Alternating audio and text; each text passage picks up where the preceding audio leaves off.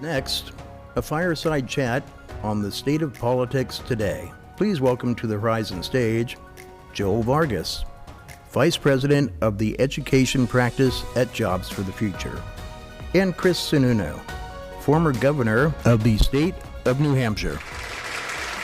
Governor Sununu, delighted to have you here. It's an honor. Oh, thank you. This is great. Thanks so much for spending your time and wisdom with us. We're going to dive right in because we don't have a lot of time, and I know you have a lot to share. So you led a purple state for 8 years. Mauve. Yeah, reddish mauve. purple. Okay.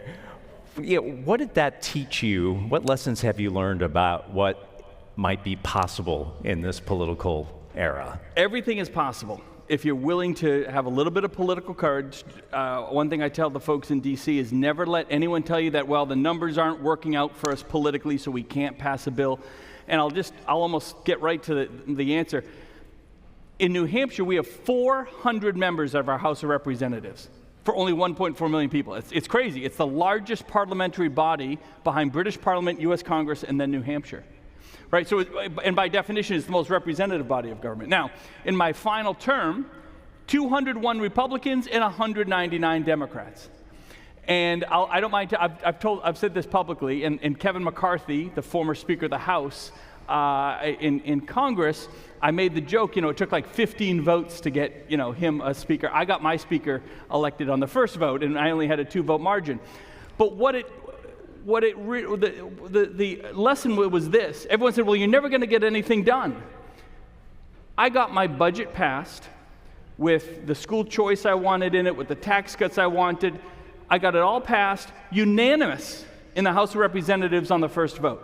Democrats and Republicans all came together and they voted for it. Why? Because you give a little, you get a lot, you negotiate, you respect each other.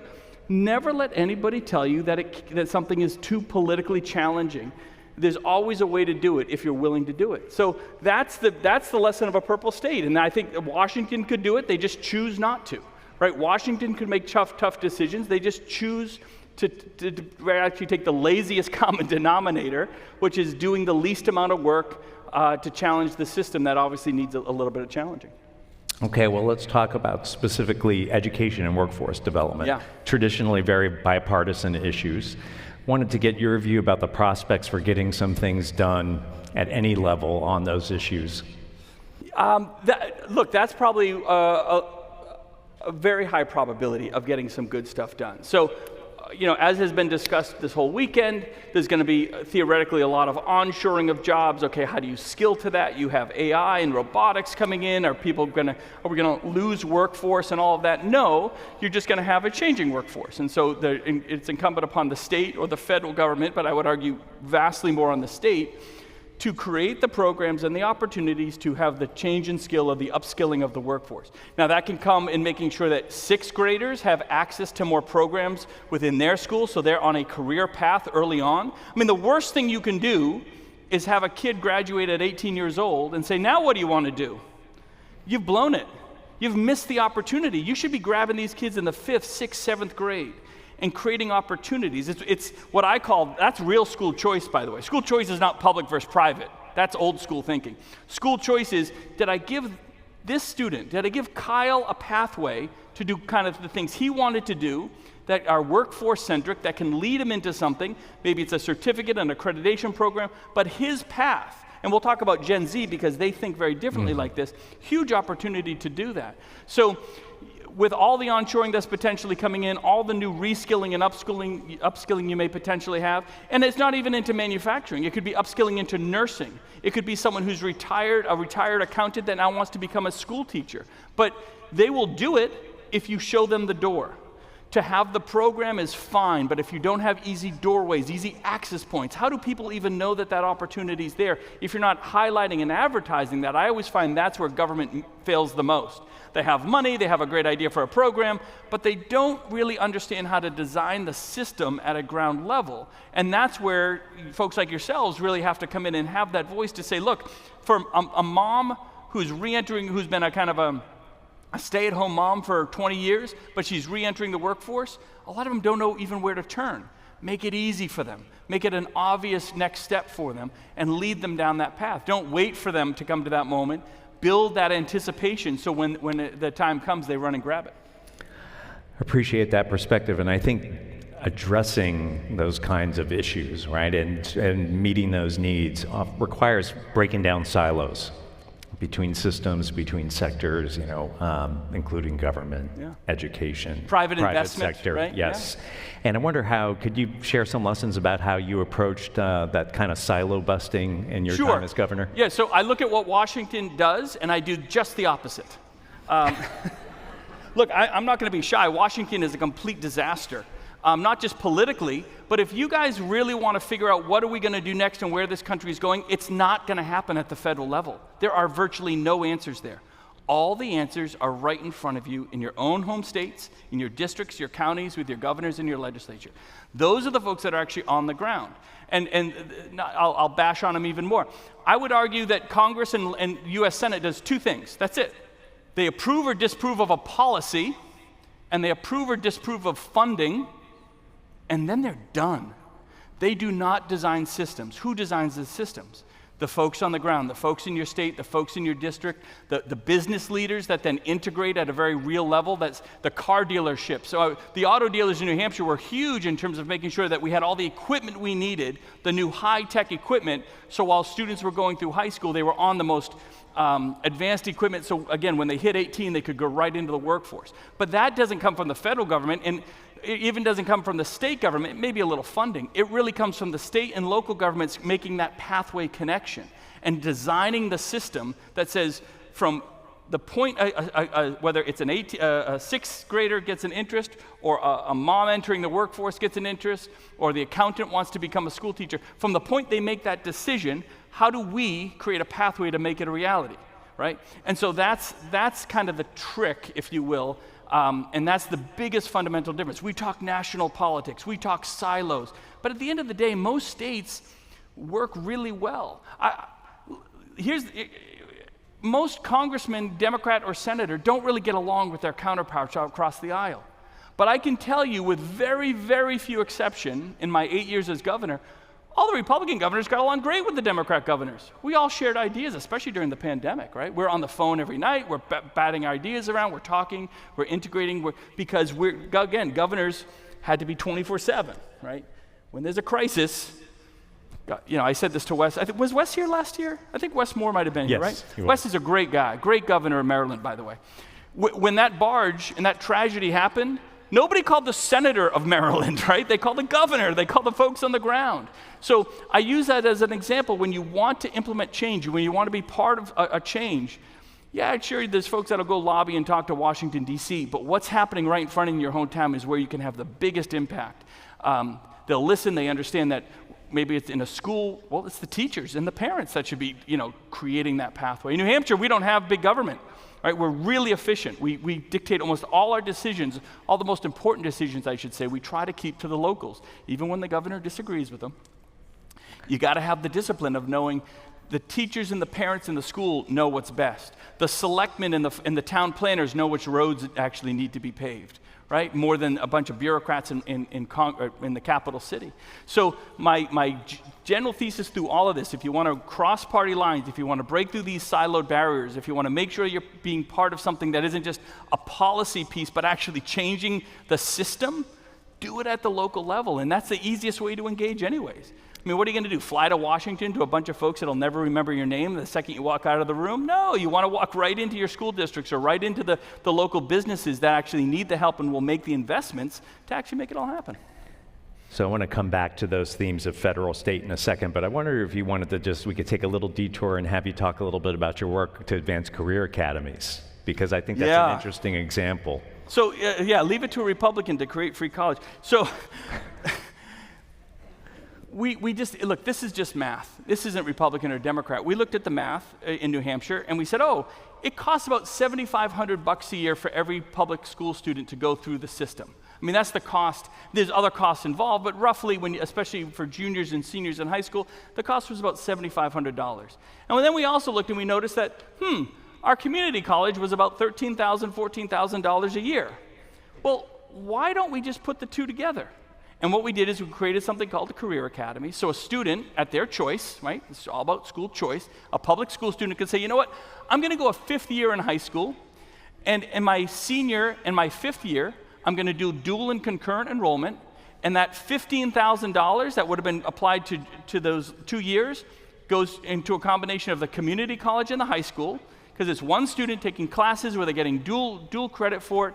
And with those same dollars, no cost to the student and no additional dollars into the system by the government, that student walks away with an associate's degree and a high school diploma at the exact same time for going 1 extra year. And the whole point is it costs nothing. So all these, whether it's low-income families that just didn't know if they could get a pathway, or how are they going to scramble the money together for those first couple years of community college? Are they going to have to take a loan out, and how's that going to work? We got it. You can all walk through the career academies, go to school for 1 extra year, and you'll get that associate's degree for free. It was just math, and it still works. It's been a huge success. Again, if anything, it's just about promoting it and getting folks that Gen Z mindset into understanding that the opportunities there. I would say that given where student loans are and the crisis you're having in higher education on a variety of different levels, I call it the bifurcation of the have and the have-nots in post-secondary education, a lot of those Gen Zs are really looking at opportunities like that because they're taking, I was just talking backstage, NYU, I don't know if anyone's from New York, NYU is $110,000 a year now? Are you freaking kidding me? And NYU's great, but I'm sorry, there's an ROI that has to be assessed there. And these young people and these families are really saying, are we going to pay $450,000 over the next 4 years for a degree that may or may not have value to my child? Well, that's a huge decision to make now, right? So give them that easier pathway, not just a cheaper pathway, but an easier pathway, and they're taking more time. I think that generation is willing to take the gap year, try community college, do online courses. Maybe it's military service or a year of service in, Peace Corps or something like that, right? And I'm a huge believer in the whole year of service thing. But that generation is definitely looking at a lot of different other options as opposed to the Gen X guy. Our generation, looks like most of the crowd in here, where it was like, look, you're going to go to college, maybe you'll go to community college, maybe you'll serve in the military, but that's, basically it. And you're going to go down one of those pathways. And a lot of times is your guidance counselor shaming you into taking one pathway or another. I find the guidance counselors, I'm sure there's some in the room, traditionally, historically, in the 80s and 90s were some of the biggest barriers to opportunity because it was like, no, we need you to go to college, right? When schools get rewarded because of the graduation rate. That's actually one of the, it's great to get a graduation rate, but if you're rewarding and incentivizing just on that, they're just going to push kids through without any real care for their pathway, any real care for what it means for their next step. So you got to create the right incentives, but incentives that are taken on by the student, on by the individual, not forced upon them for the sake of the system. I want to circle back to this theme that maybe you were alluding to earlier, where I think the federal government is poised to push more authority to states, more discretion over funding to states. Wanted to get your perspective on, are states ready for that, for one? And then another, what do you see of this as the opportunities and the risks in that approach? So generally speaking, getting rid of the Federal Department of Education is awesome. It is a great opportunity. So every state knows what's best for their students in their education system better than bureaucrats in Washington, bar none, unquestionably, right? And I would argue that, let me give a real, Gavin Newsom, there's an extreme example. Gavin and I, we get along, but we differ politically on a whole variety of things. But I would argue Gavin Newsom and the citizens and the legislature and the parents and the teachers and the administrators in California definitely know what California kids need more than Washington, D.C. And that might be very different than Mississippi or New Hampshire or New York or whatever it is. Now, the vast majority of the funding is already coming from the state and locals, so there's very little actual funding that comes out of the feds. The funding that does come from the feds, it is so bogged down. As a governor, I can tell you, it is so bogged down with strings and limitations. So, for example, I'd get some money from the feds, but I needed some additional funds for special ed for certain reasons. We're making some incentives to get more special ed teachers. We're kind of a rural state off in the Northeast. We weren't like New York City, so For a variety of reasons, we needed additional help. Mississippi needed help with mental health services in their schools. But the feds are like, no, you can't do that. Sorry. No, you take the dollars and you use them exactly as we tell you how to use them, or you don't get to participate in the money at all. Guys, the heck with all that. Just give the states the money and like I said, let the locals in the states, Republican or Democrat, they know what is best. And they're going to have that feedback response system. This idea that all of education has to be the same across the country, if you let the states truly compete, and they already are doing that to some level, they will trade those ideas, they'll share the best practices, they'll rise to the occasion, they'll invest in the needs of their workforce, right? So you're going to have massive amounts of infrastructure, for example, coming right in this area, right? In both energy, steel manufacturing, and all of that. Well, any of the funds that come out of DC, great. Let Arkansas and Alabama and Louisiana and Mississippi decide what their needs are, how to spend those dollars with the input of the teachers and the parents and all of that, as opposed to just asking the federal government, Mother, may I?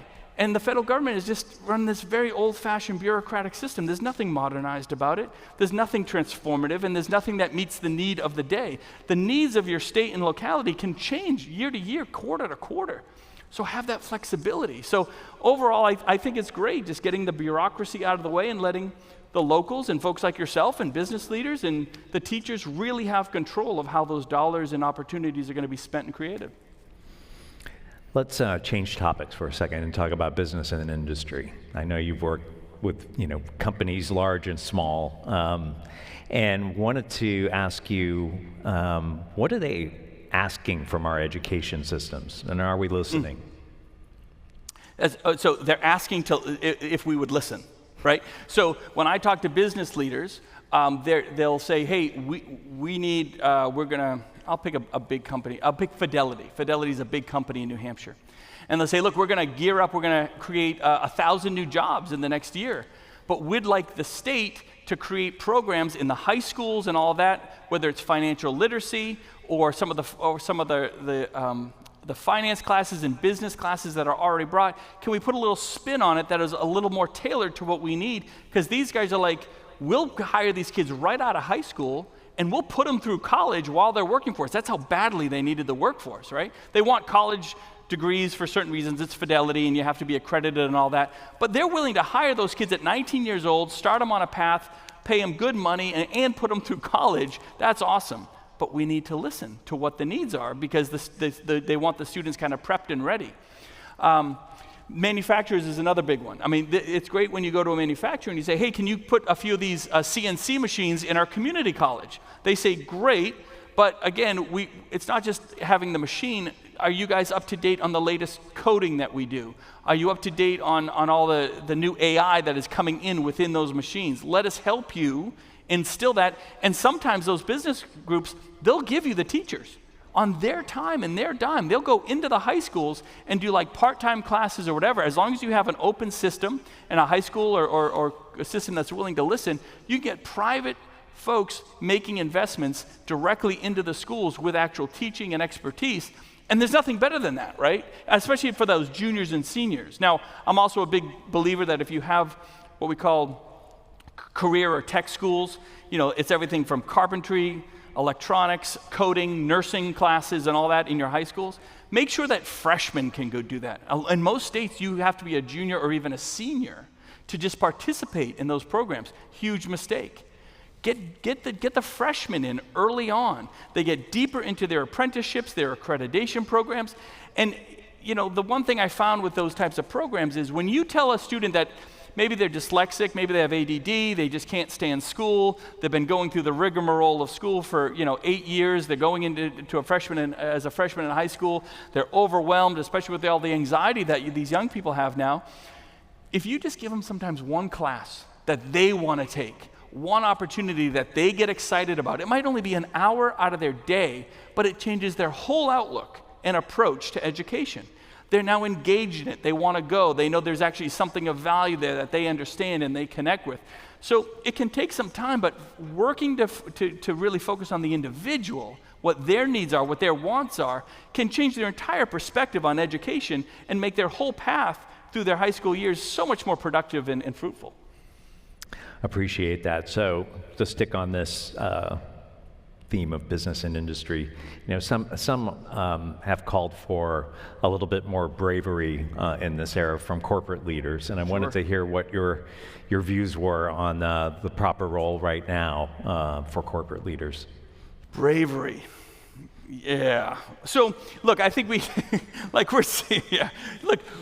I think the epitome of anti-bravery was, I always go to Inauguration Day, right? When Trump comes out and he's gonna I'm not getting political, it's just we all saw it. Trump comes out and he's about to get sworn in, and he's got this, the cast of characters, Bezos and Zuckerberg and all these guys, or whoever it was, all sitting behind him. These guys that were clearly not really on the team yesterday, but on the team today. Not really a shogun of bravery there. Just capitulation more than anything else. That was more fear, I think, that everyone saw in those guys' eyes. They said, geez, we better show up on stage or we might get hammered. Now that's just kind of what you see nationally with these super big, guys that are worth $100 billion. The real bravery, I think, comes from, just the local business guy, the small business, the business that's struggling to do $5 million of business or even less, that is really taking time out of their day to engage at what sometimes can seem as a contentious bureaucracy in schools or whatever it is, but getting them really involved. Another one I say to business leaders all the time is, if you have a business like in a town like New Hampshire, because we keep everything local, I say, well, who from your business is on the select board or the planning board or the school board? And we don't have anyone in our company that's on the select board, but boy, we're having a real tough time with the selectmen. Like, engage. You're the biggest taxpayer in town. You have a lot of interest in engaging early on. Don't wait for the crisis to engage. If you do that, you understand the system more, you've built time in there. So business leaders, I'm talking about a super localized level now, business leaders engaging early, making that sacrifice early, pays tons of, just infinite dividends, beyond that. My advice to business leaders is always, do not do what is in the interest of you politically in the moment. So don't go super conservative and MAGA because Trump is in there. Don't go ultra woke and crazy left because Biden's in. Sell your widget, right? Don't overthink the politics. If you stop overthinking the politics of the moment, being brave, as you say, is just good business and good practice for your community, right? We're all so amped up on the political that we're forgetting the basics, the ground roots of what's good, what's the opportunity to drive more workforce, a more educated workforce, upskilling the locals so that as we grow, they can grow with us, working with the town, and just doing right by. It's not hard. This is not rocket science, but people make it so much more complicated than it needs to be, and usually they regret it, because we're America, right? This is a very purple country. I might be in a purple state, but we're in a very purple country. We go back and forth between Republicans and Democrats in higher office, or Republicans and Democrats holding Congress and the Senate. That's actually a really, really good thing. We're blessed by that, frankly. So don't overthink the politics, because it just means you're going to be wrong tomorrow, right? Just focus. And I tell people, this is another thing I tell people, be selfish. It's okay to be selfish. You should all go vote what is in the best interest of you and your family and your business, and be super selfish about your vote. Don't vote because someone else wants you to vote a certain way. Vote because you think something is in your interest. And I'm an MIT geek, so game theory says if we're all doing that, if we're all being super selfish equally, then the whole system gets better and we get the best result that we're looking for. So you do that in your business, do that in your career, do that in your mission, whatever you're working on now and why you're here. You all understand workforce and education needs and upskilling and all these changing dynamics that are happening. Do exactly as what is in your interest. Focus on the localized level and just stay out of the political nonsense, because it's just nonsense for the most part. I want to close this out in our last minute here on a question, because you've mentioned Gen Z. A couple of times, and everybody's talking about Gen Z. I'm still trying to figure out what Gen Z is. My 19-year-old daughter won't tell me. I think it's 16 through 28, roughly speaking. Is that what it is? Yeah. I got two of them, right? I got a 20-year-old son, and I got a 19-year-old daughter. My 12-year-old son is very stable. The other two are just crazy. But just in the last few seconds here, when you think about that generation, what gives you hope and optimism, and maybe what gives you cause for concern or worry? So I'm going to start with the hope and optimism, because the cause and the thing I'm worried about is there, but sometimes I don't think people realize how bad it is. But The great news about Gen Z is this: they're willing to do things very differently. They don't feel the need to conform to whatever we did in our generation, and they're willing, like I said before, they're willing to take that gap year. They're willing to take their time to figure out what their path is. They're willing to give themselves time for the most part, especially when you're considering workforce and job opportunities, career, and all that sort of thing. They're thinking twice about how they're going to manage hundreds of thousands of dollars in school loans and whether there's a return on that investment. And usually when they make a bad decision on that, it's probably because their parents pushed them into it. Oh no, we got to go to college, you got to get your degree. But if your son or daughter isn't ready for that, empower them to have a little self-reflection and know what they're about. It's a long life. Most of these Gen Z kids are going to live to be 100 or plus years old, right? The fact that some of them, we all feel like we have to rush to make life decisions at the age of 18 is actually crazy when you think about it. So I think this generation is much better at that than we ever were. I think this generation is taking their time, and that's a great opportunity for us to go out, not just say, well, we'll see what happens. Bring them opportunities that they're willing to receive. That's an open door, which is a rare thing for Gen Z. Now, here's the crisis, and we talked about this a lot, something I'm very passionate about. The mental health crisis with young people in this country is so much worse than anybody understands. It isn't just you or your kids or your family. It is everyone and every kid in every neighborhood in some form or another. As governor, we tackled this really strong. And one thing for those who might be educators or in the public school system in here, we didn't want to make our public schools mental health centers. But I would go around and talk to all the guidance counselors or the principals, and I'd say, this is in 2017, 2018 when I first became governor, I'd say, okay, if a kid is having a moment of crisis, mental health, who do you pick the phone up to? They had no idea. They're like, well, we'll let the parents know, and whoa, maybe the parent is driving the problem. Like, that moment of crisis is literally sometimes a moment of crisis, and we see the suicide rate skyrocketing, not just for high school kids, but middle school and even younger now, right?